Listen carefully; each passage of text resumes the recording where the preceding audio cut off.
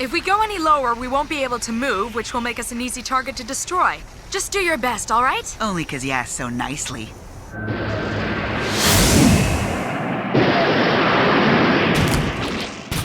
Hey guys, today I'm going to build and paint the RX-77-2 Guncannon. The point of this build is for me to attempt to achieve a decent paint job. I know, right? How the fuck do you do that? I'm not sure, but to help me out, I upgraded my airbrush.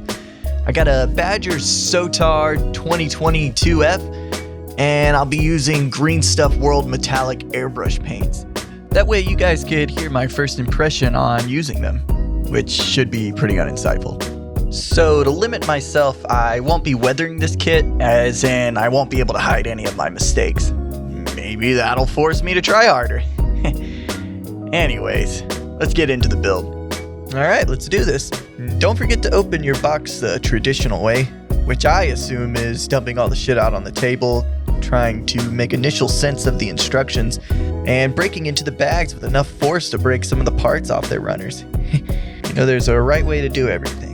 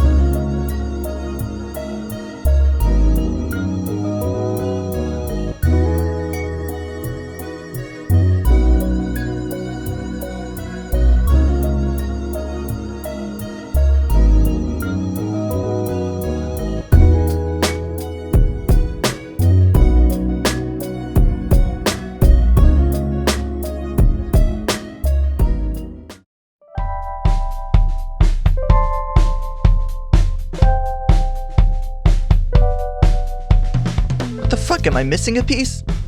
Oh yeah.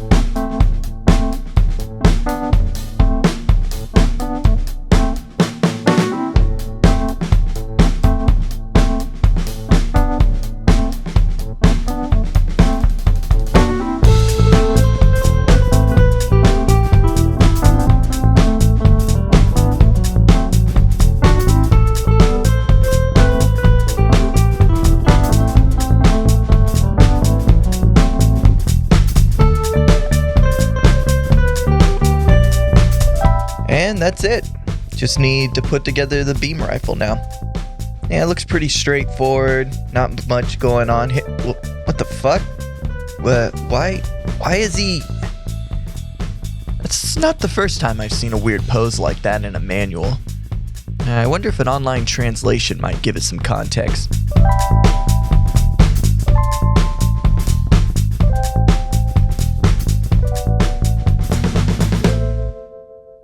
Alright, let's see what this dude looks like before the paint job.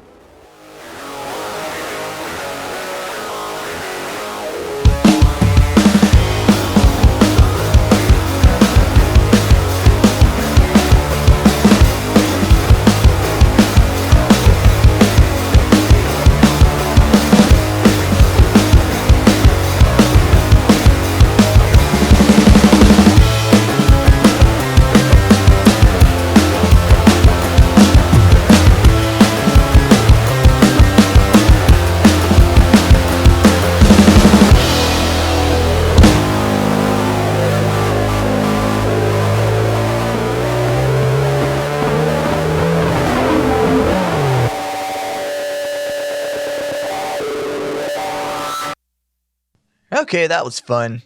Now to take them all apart again. This time around, I really wanted to disassemble what I absolutely needed to. So really, I separated pieces that were going to be painted different colors and things like moving joints. I made the mistake when doing Char's Act Guy of painting the shoulder pads while attached to the arms, so I definitely wanted to avoid things like that. Oh, and I made sure to place the parts in labeled baggies. That way I won't confuse them later on. And so far so good. I think this is the best priming job I've done so far. Just look at them. Look how majestic they all are. Hey, what are you doing out here? CJ, get back in the house. Ash, who left this door open? Hey, go back inside. Oh yeah, painting. Like I said earlier, I'm using all Green Stuff World metallic airbrush paints. Yeah, they need a good shake, and the website for these paints mentions to dilute them 1-to-1 with a paint thinner when using them in an airbrush. I actually did a few test paintings, so I'm pretty confident that this will go pretty smooth. Motherfucker! Well, that was a lot of wasted paint. I was able to scoop most of what was on my hand back into the cup of my airbrush though. And after dialing in my airbrush, the rest of the red paint job went pretty smooth. Yeah, pretty smoothly.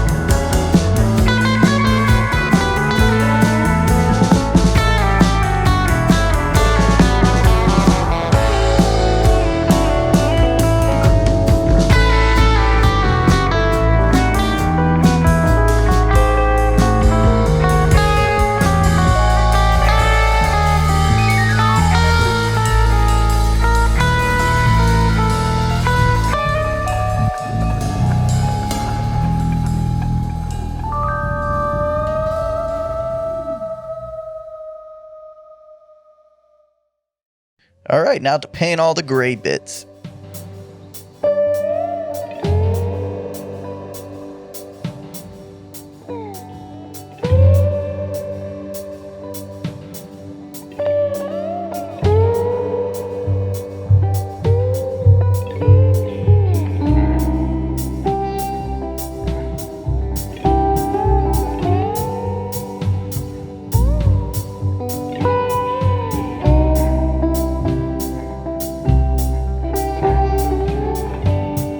Unfortunately, after painting all the pieces, I wasn't happy with how light of a silver the gunmetal was. It was too close to the white metallic that I used for the head later on. So I went back after the paint dried and repainted them all with the darker Tamiya metallic paint that I happened to have on hand. This ended up being closer to looking like the box art, and ultimately I was a lot happier.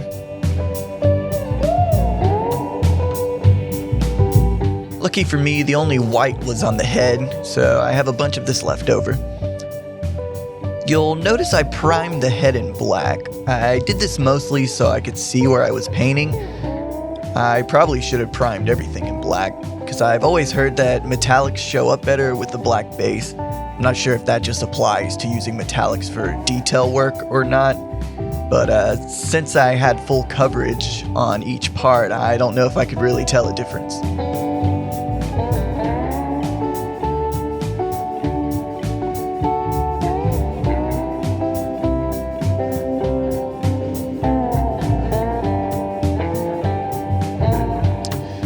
And lastly, I went with bronze for the yellow parts. I wasn't quite sure how this was going to turn out, but I was pretty happy with the results.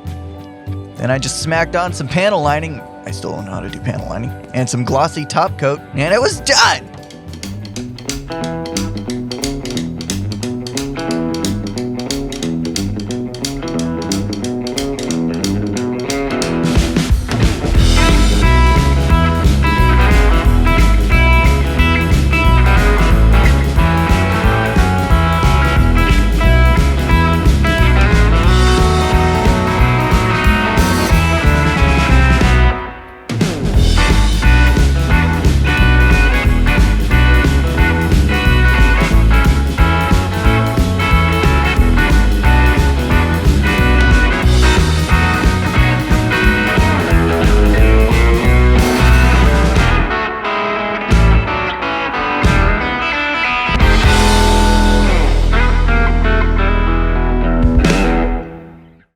Thanks for watching, guys. I'm happy with how this paint job turned out. I like the textured look that seemed to have just came from nowhere.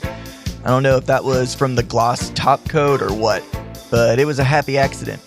Next project, I want to do something that'll force me to do a good panel lining paint job, and maybe tackle filling in seam lines.